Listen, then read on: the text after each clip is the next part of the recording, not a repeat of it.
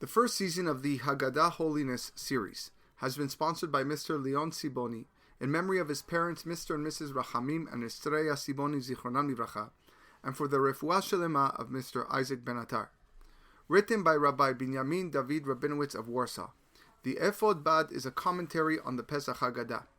It was published in 1872 and recently translated by Rabbi Mark Greenspan. Rabbi Rabinowitz died on the 3rd of Adar, 5665, corresponding to March 10th, 1905, and he is buried on Har HaZeitim, the Mountain of Olives. The concept of divine providence appears throughout the commentary, in which I will focus on for this season's worth of Divrei Torah.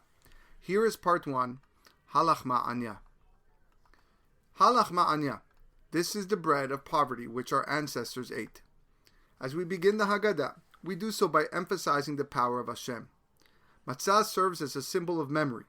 When we refer to the bread of affliction, we are reminded that despite the fact that Paro was so powerful that no slave ever escaped from Egypt, we were able to do so with the help of God. Matzah teaches us that we could not have escaped from Egypt on our own. Other people would have taken credit for their escape. But the bread of affliction is a reminder that we were powerless on our own. When we ponder the meaning of matzah which our ancestors ate, and through which our ancestors merited God's blessings, we believe that the hand of Hashem is all-powerful, the creator of light and darkness.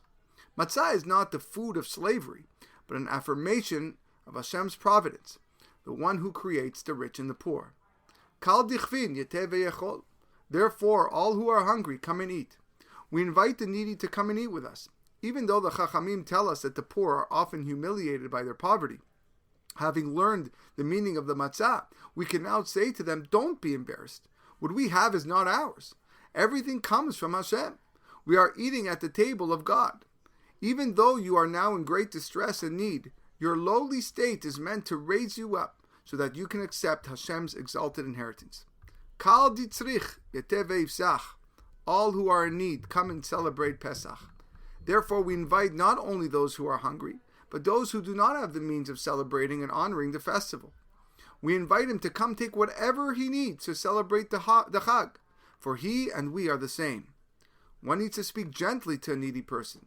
Say to him as follows, consider this. Has any creature created something from nothing? Can one create fullness out of emptiness? Surely, Hashem can make the dejected feel secure and raise up those who have faltered. Hashata hacha. Now we are here, in a place where Hashem's face is hidden. But Leshana haba'ah, be'arad Israel. Next year, we'll be in the land of Israel. Now we are slaves, next year free. Each person underneath his vine and fig tree. The lesson is that we can only be free when we recognize the power of Hashem. Matzah alludes to the power of renewal. With almost nothing, we make matzah. God renews the world out of nothing. Just as the bread of affliction is made without leaven to begin its preparation. The preparation of matzah, however, begins with something, flour. Human beings cannot really create something out of nothing. From the matzah, then, we are made aware that Hashem is all-powerful and has the ability to reward or punish.